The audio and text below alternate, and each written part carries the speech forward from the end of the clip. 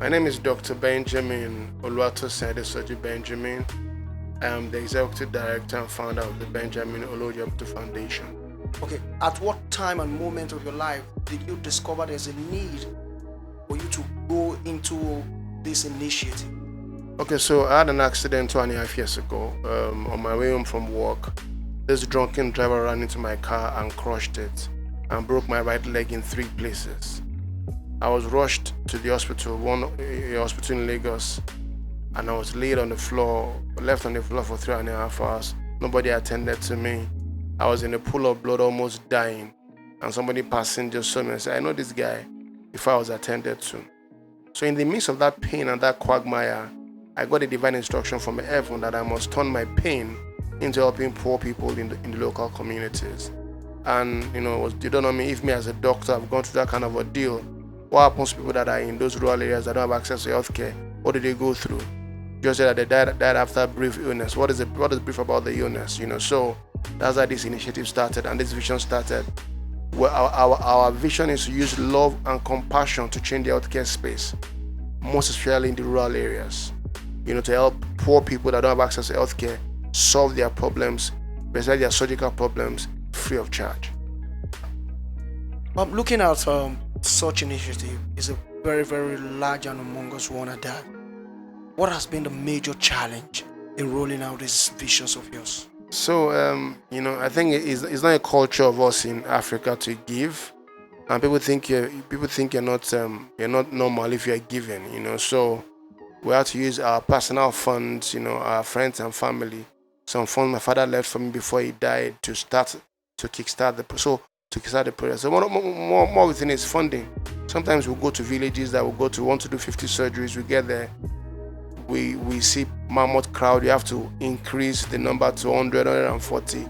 We just came back from River State. Our plan was to do 50 surgeries, but we got there, we saw over 500 women. We had to do 146 surgeries in that place. We don't have the funds available, but we had to tell ourselves on that team again to put money down to go and buy more equipment and more structures for the patient. So one of the major challenges is funding, and also the attitude to love. For us is a national crusade that we must begin to love our neighbors as ourselves. It's important. Love is the only currency you can spend that you get the equivalent value. We tell people with one of our very, very, very important quote is, love is the greatest currency you can spend. Money is a perception. Because if you buy a car from a showroom, if you drive it out of the showroom, you sell the car again, you can't sell it the amount of money you bought it because it has dropped in value. But only love, when you show and you give it, you get equal value or more value than what you're doing. And God has helped us thus far. We've been to 9 states in Nigeria.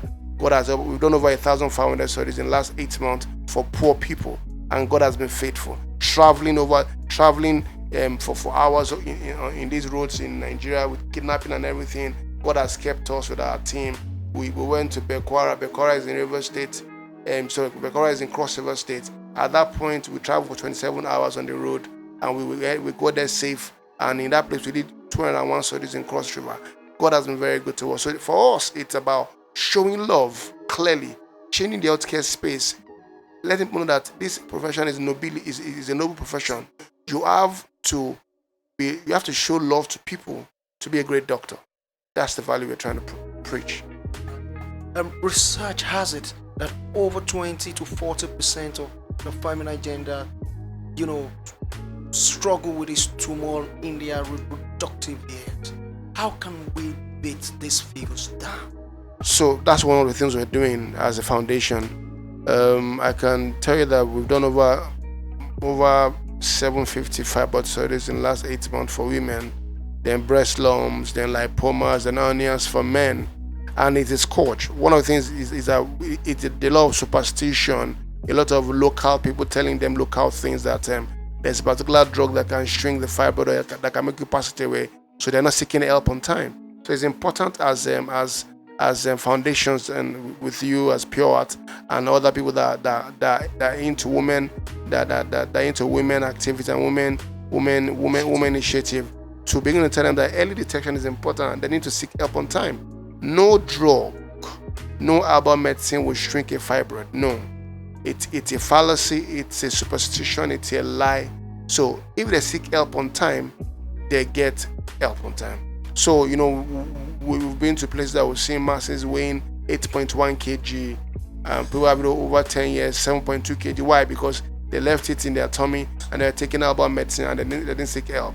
One of the things we found out as our foundation have gone through the states in Nigeria, there are 2 F's that affect women that have fibroids. One F is fear, the other F is fund. So they are afraid and they don't have money. The cost of doing a fibroid surgery in Lagos, on the islands, is about 1.2 million.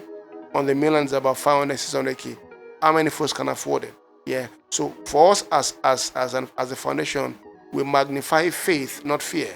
So we magnify faith to them and do the surgery for them for free. So you take out the fund, and their faith is increased. They're not spending money because we do the surgery for them absolutely free for them in rural areas. It's been an amazing, impactful journey for me and my team, going to rural areas and somebody having a 20-year problem, you go there and in a few days the problem is out, the solved problem, and you can see their joy. They tell you thank you out of a genuine heart with serious gratitude. It's very, very, very soothing. It makes you feel that what you're doing and your love story is having credence amongst the people. On a lighter mood, I would say I might just add another F to the double F, the FF factor.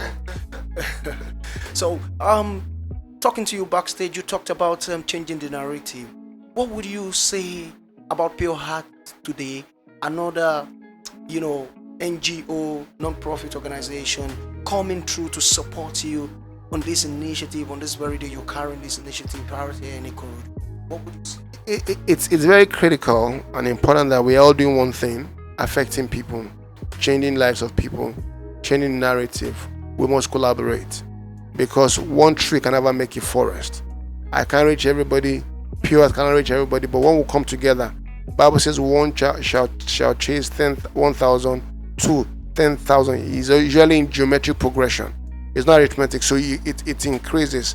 Let's collaborate. Let's join hands together. Let's do things that will help more people and create more impact. It's not about competition. It's not about how many have I done. No, it's about how many lives have been touched by the initiative we brought together and how many lives are getting blessed. It's important that the goal should be how many lives are getting blessed and how reaching them. If you have better medium to read them, yes, good. You read them for us.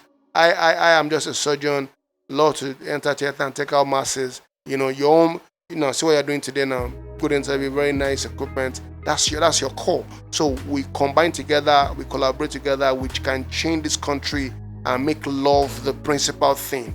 Government will start seeing us and asking us, in our own small resources, we are doing this. It doesn't cost so much to show love. We'll tell the government that it doesn't cost us so much to show love. Let them understand that it is compassion and love that drives development. That's it. That's our focus. True. How did you feel? It's an amazing feel because I don't think I don't even know how it came, but I think people have seen what we're doing in the past 1 year. Going from state to state. It's been an enormous tax, I can tell you. Sometimes we go there, we don't have money to even eat, but we just want to help the next person. Our first surgery was 33 surgeries in Benue State, and we went there without money. And we just believe God that by the time we have answered the call, He will provide the provision. So I'm glad that CNN has seen what we're doing, and they've nominated us to be part of and singing for a nomination to be part of what we're doing, their Hero Awards. And we believe God that if all of us in this country nominate what we're doing, we'll get the award. Yeah, because it's high time we begin to celebrate value in healthcare. I think the last ones they've done have been in activism, Nobel laureate, and coding. This is the first time that they're having like an health hero, because we believe by the grace of God we will get it. I'm excited about it. I'm praying about it, and everybody's wishing that we get this award so that we can give every glory back to God as the miracle worker. Master, in this your short yet long journey, do you have any regrets? What are the regrets? No regrets. This is the only thing I was called to do. For me, I just had the reason why I was born. I was telling my wife and my family that After my accident, it was a turning point for my life. That was when the reason for my birth as Oluwatosin Benjamin was shown to me. And today there are so many lives praying for praying for us because we've taught their lives and praying for us on a daily basis. You can count them. The woman, the husband, the children praying for you on a daily basis. It has to be God doing the miracles. So no regret for me. I'm sold out to love. I'm sold out to love. I will do anything to help the next person. It's a conviction for me that we must change this country using love and compassion as the baseline for development. If government loves the people, they'll give them good roads. If government loves the people, give them good health care. If government loves the people, we'll give them education. It doesn't cost so much to show love. It's important. We'll make it a standpoint. It must be a very, very great value for us as young people to show government that love is key and it doesn't cost so much to show love. It's massive. It's good talking to you today. But before I would go, I would say one last word for Pure Heart Foundation. Thank you very much, Pure Heart Foundation, for coming to interview us at BOF and for seeing our work in Ikorodu. We're here for the next 4 days to help people again to talk about their health and show them love again. We are grateful to you for your collaboration, and I pray that this relationship will go further and we can do great things together in Jesus' name. Thank you for coming. We want to say very big thank you and make the most of your stay.